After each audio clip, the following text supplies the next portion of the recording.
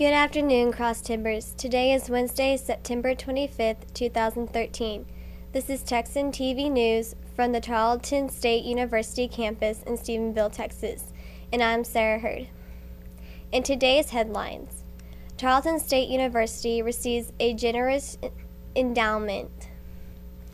Stephenville High School Yellow Jacket Band will perform at the Sugar Bowl. A Texas judge steps down amid allegations of misconduct. Detroit Lions receiver is involved in a car wreck. Brazil is upset over United States spying. An armadillo goes missing. And the Detroit Tigers clinch an AL playoff berth in today's weather.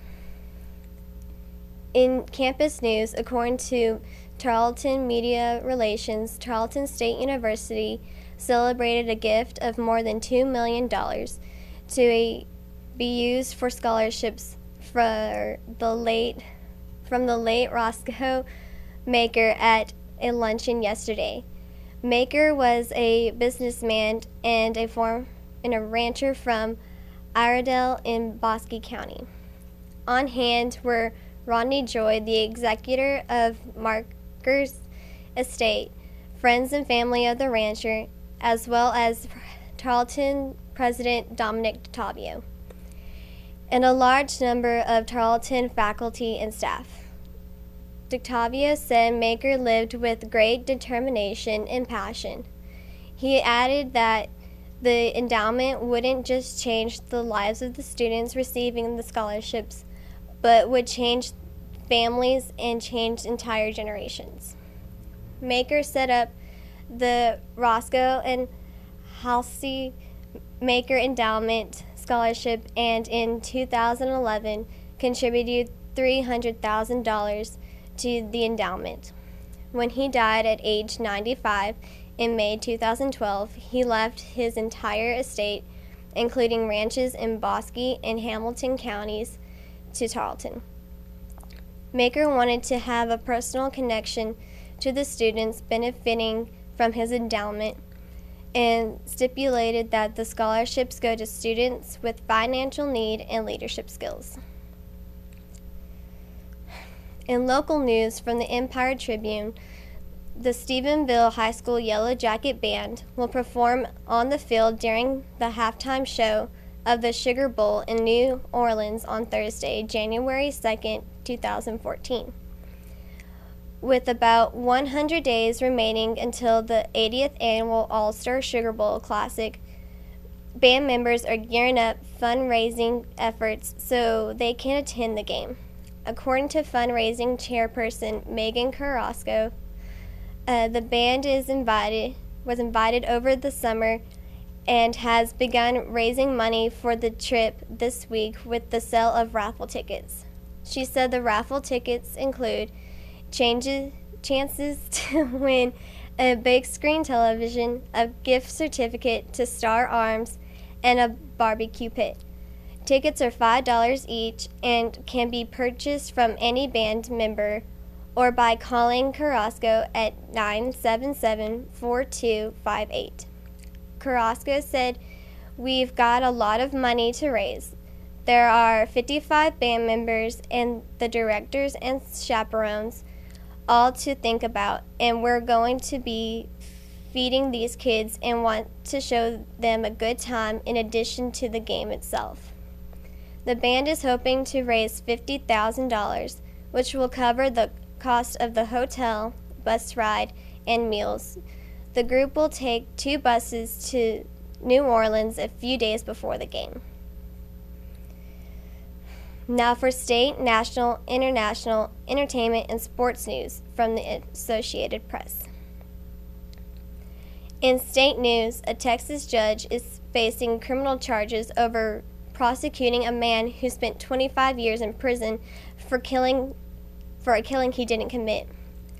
State District Judge Ken Anderson resigned yesterday as he awaits trial over whether he concealed evidence as a district attorney in the 1980s. Anderson wrote in a one-sentence letter to Governor Rick Perry that he was stepping down immediately from his Williamson County court. Before Perry appointed him as a judge in 2002, Anderson was the district attorney in Williamson County and prosecuted Michael Morton in 1987 for murder in his wife's slaying. Morton always proclaimed his innocence. This was proven in 2011 based on DNA evidence. In April, a special court of inquiry determined that Anderson intentionally concealed evidence favorable to Morton's defense. A former U.S. attorney is now leading the prosecution against Anderson on charges of criminal contempt of court, tampering with evidence, and tampering with government records. A trial date has not been set. If convicted, Anderson could face 10 years in prison. Morton's attorney called the resignment overdue.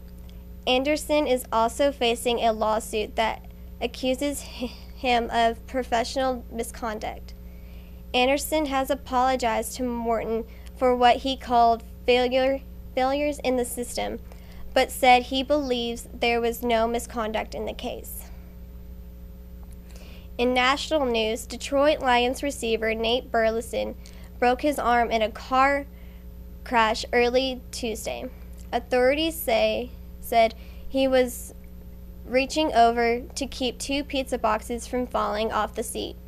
Coach Jim Schwartz did not say whether or not he will be returning for the rest of the season, but he has hopes that he will be back soon. Burleson is scheduled for surgery on Wednesday. Burleson's car hit a center median in Detroit, Michigan. Police said there was no indication of alcohol. Quarterback Matthew Stafford said that Burleson has been a big part of the team since he's been there. Burleson is set to be awarded as the Lions' 2013 Ed Block Courage Award recipient. For now, the Lions will have to lean on other secondary receivers such as Ryan Broyles. In international news, the President of Brazil, addressing the UN General Assembly of the first day of its annual meeting, criticized the United States over its surveillance program. She accused the U.S. of violating Brazil's privacy by saying it was a violation of human rights and civil liberties. The U.S. has swept millions of phone calls and emails, including the President of Brazil. Apparently, the NSA was tasked with collecting and intercepting potential terror communications. The Brazilian president has demanded an apology from the United States. President Obama's administration has said that it doesn't examine intercepted material without evidence that it is suspicious. The Brazilian government announced that it will be taking a strong stance to protect itself from the NSA. In entertainment news, a missing toy armadillo with a connection to Willie Nelson has sparked a search in the New York suburbs. The Capitol Theater's general manager says a stuffed armadillo beloved by a member of Nelson's crew was stolen from the stage after a Nelson concert last Thursday. Tom Bailey says a grainy video shows a woman walking onto the stage as the crew packs up, boldly grabbing the armadillo and walking away with it. He says the critter is known as Old Dillo and is a treasured possession of Nelson's monitor engineer, Aaron Foy. A posting on Nelson's Facebook page asked for help finding the thief. One commenter said, "We hang armadillo thieves in Texas." In sports news, Doug Fister struck out 7 and the Detroit Tigers homered 3 times in the 4th inning to clinch a playoff berth with a 4-2 victory over the Minnesota Twins last night. Victor Martinez and Omar Infante went back-to-back, and Austin Jackson hit a 2-run homer later in the fourth to put the Tigers in front. Pfister gave up 2 runs and 8 hits in the 6th and 1/3 inning to help Detroit secure at last an AL wildcard. The Cleveland Indians rallied to beat the Chicago White Sox 5-4 in the bottom of the 9th inning to prevent the Tigers from clinching their 3rd straight AL Central title. One more Tigers win or Indians loss will lock it up for Detroit. Tigers manager Jim Leyland said before the game that his loaded lineup needed to start putting up big run totals on a more consistent basis as October looms. He's watched his powerful lineup follow up big nights at the plate with underwhelming performances this season. We need to score more runs, he said. According to the Weather Channel, it will be mainly sunny today with a high of 92 and light winds. This has been a production of Texan TV News, a product of the Texan News Service from the Tarleton State University campus in Stephenville, Texas. You can follow the Texan News Service on Facebook and Twitter, and check out our website at www.texannews.net for all your latest local, state, national, and international news, as well as all of your entertainment and sports news. Today's broadcast was produced by Brett Heilman and Katie Tompkin. I am Sara Heard, and have a wonderful day, Tarleton Texans.